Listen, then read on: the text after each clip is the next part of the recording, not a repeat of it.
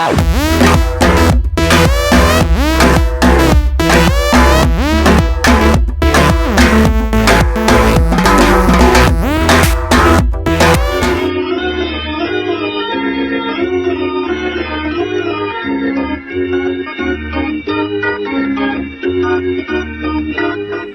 good to be here. I'm from Adelaide, so it's very good to be here.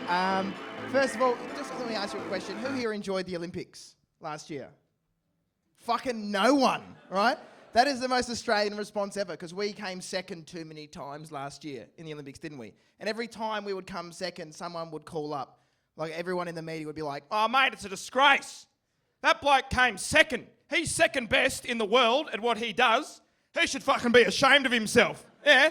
I was at home in my track pants eating Doritos, and he let me fucking down, he did. Yeah. It's bullshit. Like, second is still awesome, isn't it? To come second in the world, right? The only stat I remember out of the Olympics is that we gave out 150,000 condoms in the village. Did you read this? It's true. They gave out 150,000 condoms, which is the only place it's okay to come second as an Australian athlete, apparently, right? 150,000. That's just a bad idea, isn't it? That's bad planning. Because why would you give the people with the best genetic material in the world condoms, right?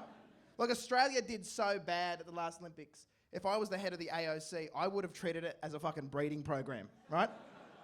Like, I'd be like, Steph Rice, come over here. You're looking gorgeous.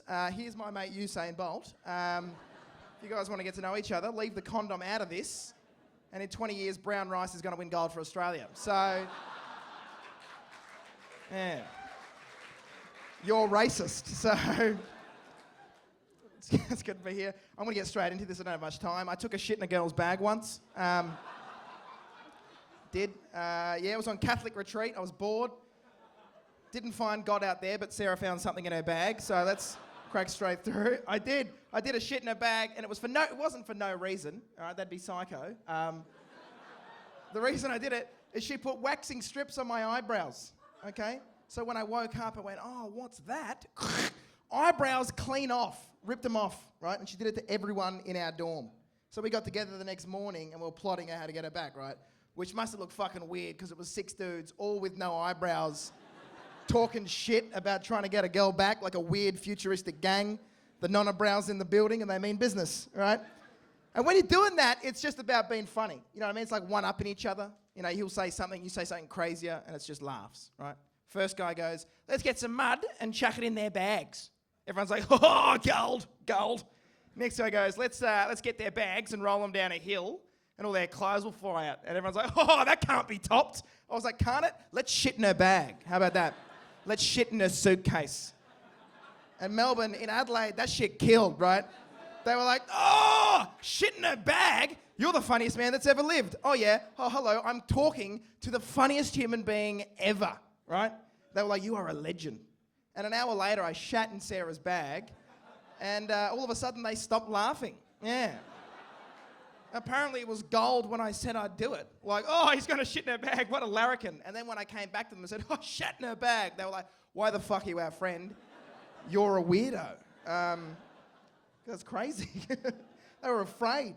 They were completely afraid. But, you know, no one told on me. Can you believe that? No one said a word. Do you know why that is, mate? Because I took a shit in a girl's bag, and you don't fuck with someone who does that. That guy's a loose cannon, right?